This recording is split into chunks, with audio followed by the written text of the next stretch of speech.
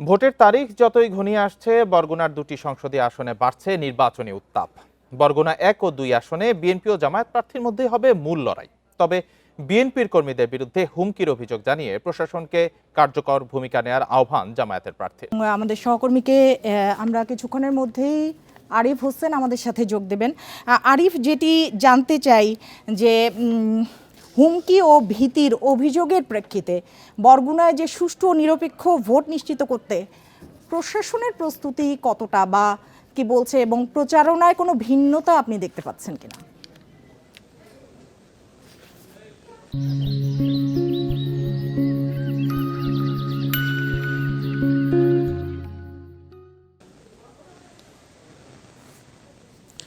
আসলে দেখুন, আসলে বরগুনায় দুটি সংসদীয় আসন রয়েছে, যার মধ্যে বরগুনা 1, বরগুনা সদর এবং আমতলী ও তালতলী নিয়ে গঠিত। এই আসনে প্রতিদ্বন্দ্বিতা করছে 4 জন প্রার্থী, যার মধ্যে মূল প্রতিদ্বন্দ্বিতা হবে বিএনপির প্রার্থী এবং ইসলামী আন্দোলনের হাতপাখা প্রতীকের যে প্রার্থী রয়েছে ওনার মধ্যে। তবে এখানে বিএনপির থেকে বারবার বলা হচ্ছে তারা সুষ্ঠু এবং সৌহার্দ্যপূর্ণ একটা ভোটের পরিবেশ সৃষ্টি করার জন্য তারা তাদের নেতাকর্মীদেরকে সে ধরনের নির্দেশনা দিচ্ছে এবং তারা এইভাবেই তারা নির্বাচনে কার্যক্রম চালাচ্ছে। যদিও হাতপাখার প্রার্থী থেকে বলা হচ্ছে তাদের নেতাকর্মীদেরকে হুমকি ধামকি বিভিন্ন দেওয়া হচ্ছে এবং এমনকি তাদের বাড়িতে গিয়েও হুমকি দেওয়া হচ্ছে। সেক্ষেত্রে তারা শঙ্কিত, নির্বাচনীয় যদি এ ধরনের পরিবেশ থাকে তো সেই ক্ষেত্রে ভোটের যে লেভেল প্লেইং ফিল্ড বলে সেই ফিল্ড নিয়ে তারা শঙ্কিত এবং তারা বলছে এখনো যে কয়দিন ভোটের বাকি আছে এই কয়দিনে যদি প্রশাসন যদি শক্ত অবস্থানে থাকে তো সেক্ষেত্রে একদম সুষ্ঠু একটা ভোট বরগুনায় 1 আসনে অনুষ্ঠিত হবে, যেমন আসলে হাতপাখার যে প্রতীকের যে প্রার্থী রয়েছে তার প্রত্যাশা।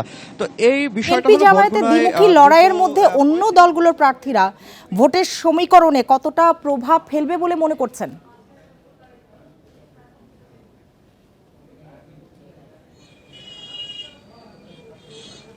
এখানে যে নির্বাচনীয় যে প্রচার প্রচারণায় ভিন্নতা বলতে আসলে তেমন কিছু নাই। তবে প্রচার প্রচারণায় নির্বাচন কমিশনের যে বাধা রয়েছে যে পোস্টার করা যাবে না, সেক্ষেত্রে এক ধরনের কিন্তু আমেজটা কমে যাচ্ছে। কিছু কিছু ব্যানার রয়েছে এবং সেটা কিন্তু নির্বাচনের পূর্বের নির্বাচনগুলো যে ধরনের আমেজ ছিল সে ধরনের আমেজ নেই। তবে প্রশাসন থেকে এই নির্বাচনগুলোকে সুষ্ঠু এবং সম্পূর্ণ করার জন্য তারা ব্যাপকভাবে তারা কার্যক্রম হাতে নিয়েছে। এখানে নৌবাহিনীর প্রায় 1000-এর বেশি সদস্য এখানে আসলে উপস্থিত থাকবেন আসলে এই বরগুনা 1 এবং 2টি আসনে।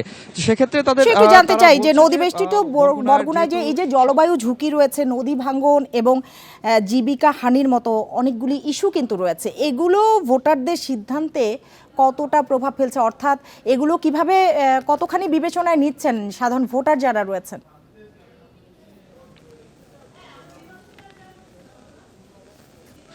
আসলে এখানকার ভোটারদের কিন্তু ক্ষোভ রয়েছে। দীর্ঘ 50 বছর ধরে বরগুনার বিভিন্ন উপকূলের বিভিন্ন গ্রাম বিলীন হয়ে গেছে নদী গর্ভে ভাঙনে, কিন্তু সেই ভাঙন রোধে আসলে প্রশাসন যে সকল জনপ্রতিনিধিরা ইতিমধ্যে নির্বাচিত হয়েছে তাদের তেমন উল্লেখযোগ্য কার্যক্রম ছিল না। তবে বর্তমান যে ভোটাররা তাদের চাহিদা এই সকল নদী ভাঙন কবলিত অঞ্চল যারা কাজ করবে তাদেরকে তারা বেছে নেবেন এবং ভোটাররা আরিফ হোসেন, আপনাকে অনেক ধন্যবাদ আমাদের সাথে যোগ দেওয়ার জন্য।